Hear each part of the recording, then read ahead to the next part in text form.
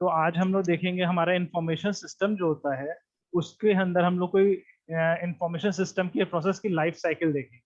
तो हम लोग इसमें देखेंगे इंफॉर्मेशन सिस्टम जो उसकी लाइफ साइकिल क्या होती है। तो इसको मैं ज़्यादा कॉम्प्लिकेटेड नहीं करके आप लोगों को सीधे दिखा रहा हूँ कि हमारे की प्रोसेस इंफॉर्मेशन सिस्टम के प्रोसेस की लाइफ साइकिल क्या होती है। वो कुछ इस तरह से काम करती है। सबसे पहले फिजिबिलिटी स्टडी, उसके बाद analysis, then design, then programming and after installation and then maintenance. तो ये आपका इंफॉर्मेशन सिस्टम की प्रोसेस की लाइफ साइकिल हो गई है। तो इसके अंदर हम लोग जब देखेंगे वन बाय वन हम लोग देखेंगे कि ये सब एक्चुअल चीजें क्या हैं। Feasibility study, analysis, design, programming, installation and maintenance. तो इसमें आप लोग का क्या है इसके बारे में हम लोग अब वन बाय वन सब चीजों को देखेंगे।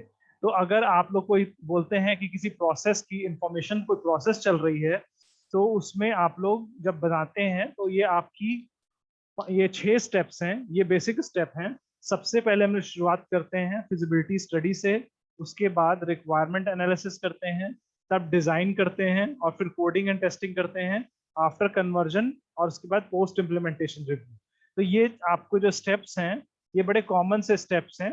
अब इसमें आप लोगों को मैं पर्टिकुलर वाटरफॉल मॉडल मॉडल में जो बोलते हैं हम लोग उस पर फोकस ना करके मैं आपको सिस्टम के ऊपर ले जा रहा हूँ। ये एक्चुअली स्टेप्स पहले समझ लें उसमें अंदर क्या किया जाता है, उसके बाद हम लोग आगे बढ़ेंगे। तो पहला स्टेप जैसे मैंने बताया था कि हम लोग इसके अंदर फिजिबिलिटी स्टडी करते हैं। तो फिजिबिलिटी स्टडी, फिजिबल मतलब कोई चीज पॉसिबल है या नहीं है। जैसे अगर मैं आपको बोलूं कि एक बिल्डिंग बनानी है, वो 5,000 फ्लोर की बनानी है, तो 5,000 फ्लोर तक की बिल्डिंग को बनाना एक बार में कोई प्रोजेक्ट बोलेगा तो फिजिबल नहीं है, क्योंकि अभी तक दुनिया में इतनी बड़ी क्रेन्स अवेलेबल नहीं है। मटेरियल को उतनी ऊंचाई पे पहुंचाना, उतनी बड़ी लिफ्ट पहुंचाना, और इतनी ऊंचाई पे कौन रहना चाहेगा 5,000 फ्लोर पे। तो ये वाली कॉस्ट इतना ज्यादा बढ़ जाएगी ऊपर बनाने की कि वो हमारे बजट के बाहर चला जाएगा और प्रैक्टिकली ये सारी चीजें करना लगभग इम्पॉसिबल हो जाएगा अभी के सिचुएशन में। तो फिजिबिलिटी हम लोग की बहुत तरह की हो सकती है। टेक्निकल फिजिबिलिटी, टेक्निकल फिजिबिलिटी मतलब कोई चीज आप उसको जो सिस्टम सिस्टम आप बनाना चाह रहे हैं तो उसको आप लोग एक हाँ, तो फिजिबिलिटी, टेक्निकल फिजिबिलिटी हम लोग देखते हैं कि वो चीज टेक्निकली फिजिबल है या नहीं है। तो जैसे मान लीजिए आज के समय में कंप्यूटर आपके बहुत छोटे हो चुके हैं, लेकिन पुराने जमाने में ये फिजिबल नहीं था कि हर स्टूडेंट को अपना कंप्यूटर प्रोवाइड किया जाए, क्योंकि उस जमाने में कंप्यूटर का साइज एक बड़े हॉल या रूम के बराबर होता था। तो हर स्टूडेंट को प्रोवाइड कर, और बहुत कॉस्टली होता था। तो हर चीज को कंप्यूटराइज करना पुराने जमाने में टेक्निकल फिजिबल नहीं था। लेकिन आज के टाइम में ये टेक्निकली फिजिबल है। फिर इकोनॉमिकली फिजिबल मतलब वो चीज कितनी कॉस्ट इफेक्टिव होगी। जैसे मैं बोल रहा हूँ कि 5,000 फ्लोर की बिल्डिंग, तो बिल्डिंग जैसे जैसे ऊपर एक एक फ्लोर बढ़ेगा उसकी कॉस्ट इतनी ज्यादा बढ़ने लगेगी कि उसके बाद उसको परचेज करने में कोई इंटरेस्टेड नहीं होगा। तो इकोनॉमिक मतलब पैसे से। लीगल फिजिबिलिटी मतलब अगर आप कोई चीज करना चाहते हैं तो वो चीज लीगली वहां कंट्री में अवेलेबल होनी चाहिए कि नहीं। जैसे आप सोचें कि सऊदी अरेबिया में आप एक बिस्लरी उसका बेवरेज प्लांट खोलेंगे, मतलब कोई ड्रिंक्स का प्लांट खोलेंगे, तो ये फिजिबल नहीं है, क्योंकि सऊदीया में आपकी पॉलिसीज है कि वो ड्रिंक को पूरी तरह से प्रोहिबिट करते हैं, मना करते हैं। तो उनकी कंट्री में आप जा करके सोचें कि अगर आप एक बहुत बड़ा कोई बेवरेज प्लांट लगाएंगे तो वो आपका वहां पर नहीं लग पाएगा। तो सॉफ्टवेयर में भी हम लोग को ऐसा सोचना पड़ता है। कुछ सॉफ्टवेयर अगर उस कंट्री में बैन है, जैसे चाइना में आपका फेसबुक, ट्विटर सब बैन है। तो चाइना में लीगल फिजिबिलिटी नहीं है कि आप फेसबुक रिलेटेड कोई प्रोजेक्ट ज्वाइन स्टार्ट करें जो फेसबुक से डेटा उठा के काम करता हो। फिर ऑपरेशनल फिजिबिलिटी होती है कि उस जो आप सिस्टम इंस्टॉल करना चाह रहे हैं उसके लिए उस कंट्री में उतना आप कोई सर्विस लॉन्च करना चाहते हैं जो 5G को सपोर्ट करती है, 5G पे सपोर्ट से चलती है। अब जिस कंट्री में आप जा रहे हैं वहां पे भी 4G भी ठीक से नहीं चल पा रहा है, तो उस कंट्री में 5G की सर्विस लाने का कोई मतलब नहीं है। तो पहला स्टडी होती है किसी भी प्रोजेक्ट को स्टार्ट करने के पहले कि हम उसकी टेक्निकल, इकोनॉमिकल, लीगल और ऑपरेशनल फिजिबिलिटी को हम लोग अच्छे से चेक कर लें। और उसका हम जितना टाइम असाइंड है, शेड्यूल फिजिबिलिटी, कि अगर कोई चीज बोली गई है प्रोजेक्ट हमको 3 महीने के अंदर चाहिए, तो आप जो प्रोजेक्ट बना रहे हैं वो आपका चाहिए 6 महीने में बनने वाला, तो वो आपकी शेड्यूल फिजिबिलिटी नहीं होगी। तो कोई भी प्रोजेक्ट या प्रोसेस स्टार्ट करने के पहले हम उसके सारे इस तरह की फिजिबिलिटी स्टडी कर लेंगे कि ऐसा ना हो बाद में स्टार्ट करने के बाद किसी कोई भी टेक्नोमिक, लीगल या ऑपरेशनल फिजिबिलिटी की वजह से हम आधा काम करके हमको रोकना पड़े। फिर होता है नेक्स्ट स्टेप जो होता है वो रिक्वायरमेंट एनालिसिस होता है। रिक्वायरमेंट एनालिसिस में आप लोग ये चेक करते हैं कि जो एक्चुअल हमारा क्लाइंट है उसके पास क्या रिक्वायरमेंट है। इसके लिए आप लोग क्या करते हैं, क्लाइंट से इंटरव्यू करते हैं। अपने क्लाइंट के पास जाकर के, कई बार होता है सॉफ्टवेयर इंडस्ट्री में ये होता है कि आपका क्लाइंट टेक्निकल नहीं पर्सन नहीं होता है, तो वो चीज जानता है, जैसे उसको वेब पेज अच्छा चाहिए, कैसा चाहिए उसे नहीं पता, तो वो आप उसको प्रोग्रामर डेवलपर क्या करते हैं, अपने वर्ड में एक सैंपल दिखा करके उसके पास क्वेश्चनेयर प्रेजेंट करते हैं। उसको देख के वो जिसको प्रीव्यू प्रेजेंट करता है, फिर उसको देख करके रिक्वायरमेंट हमारी एनालाइज होती है कि एक्चुअल में वो चाहता क्या है। क्योंकि वो बस बोलेगा एक वेबसाइट चाहिए, तो वेबसाइट में हजारों तरह की वेबसाइट हो सकती हैं, किस प्लेटफॉर्म पे चाहिए, किस फीचर के साथ चाहिए, ड्रॉप डाउन मेन्यू चाहिए, स्क्रॉल बार चाहिए। तो ये सारी चीजें आपको उसको एक सैंपल फॉर्म में दिखा करके तब उसका अप्रूवल लेंगे। हमारे कुछ ऐसे प्रोजेक्ट्स हैं, आप इसमें देखिए आपको कौन सा पसंद आ रहा है, और उसमें से वो जो सेलेक्ट करता है हम उसको देख के फाइनलाइज करते हैं, this is the thing that we would construct. तो उसके बाद आप, लेकिन एक और चीज है, सॉफ्टवेयर इंडस्ट्री बहुत तेजी से बदलती इंडस्ट्री है। यहाँ पर आप आज के जमाने में कमांड बेस्ड अगर कोई प्रोजेक्ट लेकर के आएंगे, मतलब जिसमें हर चीज कीबोर्ड से होता हो, तो डेफिनेटली सारे लोग उसको रिजेक्ट कर देंगे। आपको अपने इन्वायरमेंट और सिचुएशन के हिसाब से बदलना पड़ेगा। अगर कोई नई लैंग्वेज या नया फीचर कोई आया है जो बहुत अच्छा दिखाई दे रहा है, तो आपको ना चाहते हुए भी उस लैंग्वेज में स्विच करना पड़ेगा। जैसे पहले HTML का आज वेबसाइट आप बनाएंगे HTML पे, और आज के ज़माने में PHP और बहुत एडवांस चीज़ें आ चुकी हैं, CSS आ चुका है, उस पर काम हो रहा है। तो आप HTML का वेबसाइट कितनी भी अच्छी बनाएं, लेकिन लोग उसको पसंद नहीं करेंगे। तो आपको करंट बिजनेस है, जो करंट सिस्टम है, उसमें जो चीज़ें चल रही हैं, उसके हिसाब से अपने आप को अडेप्ट करना पड़ेगा, अपने आप को बदलना पड़ेगा, और अपनी रिक्वायरमेंट को आपको उस मार्केट के हिसाब से रखना पड़ेगा। आप अपनी रिक्वायरमेंट अपने हिसाब से नहीं रखेंगे, आप अपने मार्केट और सिस्टम के हिसाब से अपनी रिक्वायरमेंट पता करेंगे।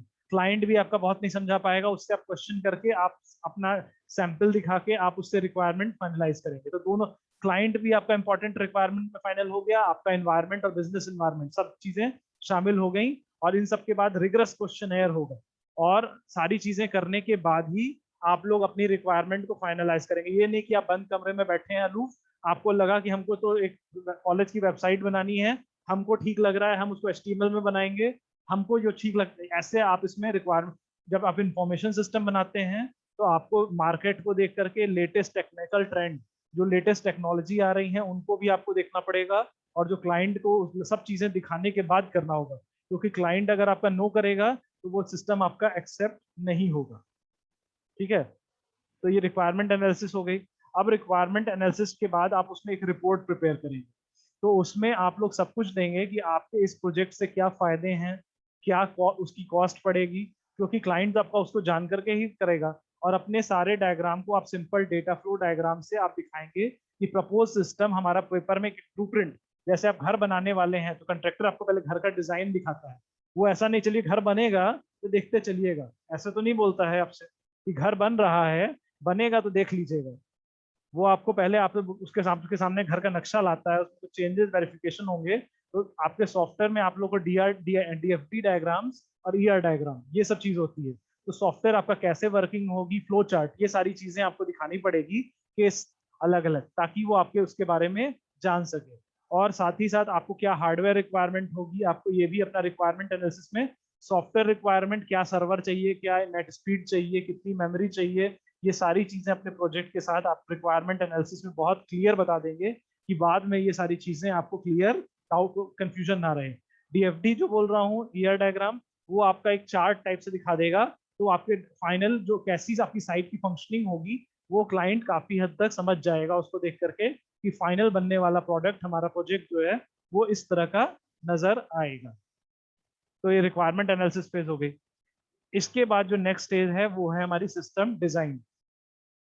तो जब सिस्टम को डिजाइन करते हैं तो सिस्टम डिजाइन में बहुत सारी चीजें हो जाती हैं। सिस्टम में हमारा क्या क्या होगा, हमारा सॉफ्टवेयर होगा, हमारा हार्डवेयर होगा, उसमें कुछ इनपुट्स होंगे, कुछ आउटपुट्स होंगे, और यूजर जो होगा वो कुछ इंटरफेसेस के थ्रू में उस सिस्टम से इंटरेक्ट करेगा। तो हम अपने सिस्टम को, पहली बात तो एक बहुत बड़ा सिस्टम जो होता है वो एज अ होल नहीं होता है, उसको हम लोग सिंप्लीफाई करके छोटे छोटे मॉड्यूल्स में तोड़ देते हैं। तो हम अलग अलग मॉड्यूल्स को पैरेलली बनाते हैं, बहुत सारे सॉफ्टवेयर इंजीनियर पे हजारों लोग काम करते हैं, तो अलग अलग मॉड्यूल जो हिस्से हिस्से हैं उस पर अलग अलग टीम काम करती है। उस मॉड्यूलर डिजाइन के हिसाब से। और जब अलग अलग लोग अलग अलग मॉड्यूल पे काम कर रहे हैं तो सबका कुछ कुछ इंडिपेंडेंट होता है। तो अगर कुछ एक मॉड्यूल दूसरे मॉड्यूल को रीयूज करना चाहता है तो दो मॉड्यूल के बीच में एक इंटरफेस प्रोवाइड किया जाता है, ताकि पूरा सिस्टम, जैसे बहुत बड़ा प्रोजेक्ट होता है तो वो अकेले 10 लोग मिलकर नहीं बना पाते हैं, सैकड़ों लोग लगते हैं उसको, बहुत सारी टीम्स पैरेलल में काम करती हैं अलग अलग मॉड्यूल पे, और उन मॉड्यूल के बीच में हमारा इंटरफेस होता है। और जब मॉड्यूल ये तो सिस्टम का पूरा ओवरऑल डिजाइन बनाया जाता है, सिस्टम का पूरा ओवरऑल डिजाइन आर्किटेक्चर बनाया जाता है, जिसके लिए स्ट्रक्चर चार्ट का यूज किया जाता है। और हम लोग उसमें IF वैल्यूज चेक करते हैं, आप लोग ये टर्म्स में शॉर्ट में बता रहा हूँ, और चेक करते हैं कि हमारा डिजाइन एज पर रूल है या नहीं है। अगर कहीं पे आपका as per rule IF value ज्यादा आती है तो वहां इंटरफेस को आप लगाते हैं, एक नया लेवल बढ़ाते हैं। तो ये सारे पैरामीटर्स हैं जिनको, बहुत से पैरामीटर को चेक करके हमारा डिटेल स्ट्रक्चर चार्ट बनाया जाता है और सिस्टम का डिजाइन रेडी किया जाता है, जिसको कहते हैं डिजाइन डॉक्यूमेंट, जिसको कहते हैं हम लोग डिजाइन डॉक्यूमेंट, उसको हम लोग रेडी करते हैं। फिर देखिए इसके अंदर क्या है, उसके बाद हम लोग रिगरस उसकी टेस्टिंग करते हैं कि हमारा सिस्टम में कुछ कमी तो नहीं रह गई है। कमी, उसके बाद हम लोग टेस्टिंग फेज में जाने के बाद पहले हम लोग क्या करते हैं, कोडिंग करके उसको टेस्ट करते हैं। और इम्प्लीमेंटेशन, जब उसको इम्प्लीमेंट करते हैं तो हमें बहुत सारी गलतियां मिलती हैं, और उसके साथ हम लोग उसको इंस्टॉलेशन को करना और आपका पुराने सिस्टम को नए में कन्वर्ट करना, ये सारा काम जो आपको होगा इम्प्लीमेंटेशन में आएगा। इम्प्लीमेंट करने में आपको इंस्टॉल करना ही पड़ेगा, आपको टेस्टिंग करनी ही पड़ेगी, जब इम्प्लीमेंट करेंगे तभी तो टेस्ट कर पाएंगे। तो सारे सिस्टम की एक बार टेस्टिंग होगी और देखा जाएगा कि सिस्टम में हमारा क्या क्या स्टोर कैसे कैसे काम कर रहा है, कहाँ कहाँ प्रॉब्लम है सिस्टम के अंदर, इम्प्लीमेंटेशन को चलेगा। और इंस्टॉलेशन मतलब आप जानते ही हैं, इंस्टॉलेशन में अपने सारे सिस्टम को हम लोग क्या करेंगे, अलग अलग पार्ट्स को हम लोग चेक करेंगे और उसको इंस्टॉल करेंगे मास्टर फाइल। तो मेथड ऑफ कन्वर्जन, ये चीज आपका होगा कि कई बार जैसे आप किसी बड़े वर्किंग सिस्टम, जैसे बैंक में आप कोई सॉफ्टवेयर अपडेट कर रहे हैं, तो कोई भी चीज रातों रात नहीं किया जाता है। कोई भी सॉफ्टवेयर क्या होता है, पुराना सिस्टम हमारा एक बार चलता रहता है और उसके कुछ पार्ट, कुछ मॉड्यूल, जैसे मैंने बोला एक बड़ा प्रोजेक्ट में बहुत से मॉड्यूल्स होते हैं, डिवाइड होते हैं, तो हम उसके एक एक मॉड्यूल को धीरे धीरे रिप्लेस करते रहते हैं। और सारे सिस्टम को रातों रात नहीं, आज से बैंक इस सिस्टम को बंद कर रहा है, अलग पे चल रहा है, हो सकता है नए में कुछ प्रॉब्लम हो तो हमको, तो हम एक एक मॉड्यूल थोड़ा थोड़ा करके चेंज करते हैं और उसमें आने वाली प्रॉब्लम को हम देखते हैं। इसको कहते हैं हम लोग पैरेलल कन्वर्जन। क्या कहते हैं? पैरेलल कन्वर्जन, कि पुराना भी काम कर रहा है और नया भी काम कर रहा है। तो दूसरा होता है फेज्ड कन्वर्जन। हमारा जैसे इंफॉर्मेशन सिस्टम बहुत बड़ा होता है तो बहुत बड़े लेवल पे काम करता है, और इस एक होता है फेज्ड कन्वर्जन। तो हम लोग इसमें क्या करते हैं कि एक किसी किसी फेज को जैसे एक कई मॉड्यूल में डिवाइड है, उसको कई फेज में डिवाइड करके धीरे धीरे करके उसके कुछ कुछ पार्ट को हम लोग कन्वर्ट, एक फेज को एक बार में कन्वर्ट करते हैं, फिर दूसरी बार दूसरे फेज को कन्वर्ट करते हैं, फिर तीसरे फेज को। तो इसमें क्या होता है, इसमें एक पुराने सिस्टम की ही किसी फेज को चेंज कर दिया जाता है, उसकी जगह नया सिस्टम का पार्ट लग जाता है, और उसमें दोनों पैरेलल काम, पिछले वाले में जो पैरेलल बोला था उसमें दोनों सिस्टम पैरेलल काम कर रहे हैं, अगर एक से कुछ गलती होगी तो दूसरा उसको हैंडल कर लेगा। लेकिन फेज्ड वाले में पुराने सिस्टम के ही एक पार्ट को, मॉड्यूल को चेंज कर दिया जाता है और वो नए एक एक करके धीरे धीरे वो पूरा बदल जाता है। तो और एक होता है पायलट कन्वर्जन। जब आप क्या करते हैं कि आप नए सिस्टम को केवल एक पार्ट में टेस्ट करते हैं, पूरा सिस्टम, पूरा नया वाला सिस्टम इंस्टॉल नहीं करते हैं, उसके एक छोटे से प्रोजेक्ट पार्ट को ही इंस्टॉल करते हैं, उस पार्ट में चेक करते हैं कि देखिए वो काम कर रहा है या नहीं कर रहा है। और डायरेक्ट चेंज ओवर मतलब पूरे सिस्टम को, पुराने सिस्टम को पूरा हटा करके एकदम से नए सिस्टम को ला देना, तो उसको डायरेक्ट चेंज ओवर। तो कन्वर्जन चार तरह के हो गए। एक डायरेक्ट चेंज ओवर जिसमें रातों रात आप पुराने सिस्टम पूछा था हटा के नया सिस्टम को, हाँ भर देना, वहां से ऑप्शन आएगा वहीं से भर। तो हमारा जो कन्वर्जन, तो जब हम कन्वर्जन की बात करते हैं तो हमारे सिस्टम में चेंज कर, जब आप, मैं बात कर रहा हूँ इन्फॉर्मेशन सिस्टम, जैसे आपका चेकबुक अपडेट करना, पासबुक अपडेट करना, तो ये सब जब बड़े चेंज ओवर किए जाते हैं, और आप लोग को जब रातों रात को डिसीजन सपोर्ट सिस्टम, जैसे कई जगह के कस्टमर केयर भी ऑटोमेटेड होते हैं, तो जब उनको रिप्लेस किया जाता है तो कभी कभी आप देखते हैं कस्टमर केयर की कई सारी क्वेरीज जो होती हैं वो आपकी क्या होती है, मशीन से रिप्लाई आता है, और कहीं में होता है do you want to talk customer executive पूछता है। तो हम लोग वहां पे कई सिस्टम फुल्ली ऑटोमेट करने से बचते हैं और कुछ पार्ट को चेंज करते हैं। तो कई जगह पे पैरेलल होता है, लोग क्या करते हैं, दोनों को कुछ दिन चलाते हैं, पुराने वाले को भी नए वाले को। हो सकता है नए वाले में गलत हो, लेकिन वो गलती हमारी 10 दिन बाद सामने है, तो 1 महीने बाद सामने है, तो वो 1-2 महीने तक पैरेलल कन्वर्जन चलाते हैं, दोनों सिस्टम चलते हैं। कुछ जगह होता है फेज सिस्टम, वो धीरे धीरे एक एक मॉड्यूल को बदलते हैं, क्योंकि देखिए बहुत ऐसा चीज होता है जिसका डेटा बड़ा सेंसिटिव होता है, तो यहाँ बड़ा डर डर के चेंज करते हैं हम लोग, तो फेज्ड कन्वर्जन करते हैं। और डायरेक्ट चेंज ओवर कम ही होता है ऐसे सिस्टम में कि रातों रात किसी चीज को नया बदल दिया जाए। जैसे विंडो ने आपका एटीएम में जो आपका इंस्टॉल होता है, एटीएम में ऑपरेटिंग सिस्टम, उसमें माइक्रोसॉफ्ट ने कहा कि हम विंडो एक्सपी का अपडेट करना बंद कर रहे हैं। Those bank who are running their ATM on Window XP, उनको बोला कि आप इतने दिन के बाद से अपने सिस्टम को, एटीएम को बंद, हम सपोर्ट देना बंद कर रहे हैं। इसका मतलब बैंक समझ जाते हैं कि ये ऐसा नहीं कि वो रातों रात जितने एक्सपी इंस्टॉल है सबको बंद कर देंगे, वो 2-4 महीने के अंदर फेज्ड वे में अपने सारे सिस्टम को अपडेट कराएंगे। इसको मतलब ये सारी चीजें आपका अपडेट कराएंगे, तो उसको सबको अपडेट कराएंगे, और ये चीजें आपकी धीरे धीरे होती हैं। तो इसलिए आपको इसमें कन्वर्जन का प्रोसेस भी इसके अंदर एक इम्पॉर्टेंट है प्रोसेस लाइफ साइकिल में।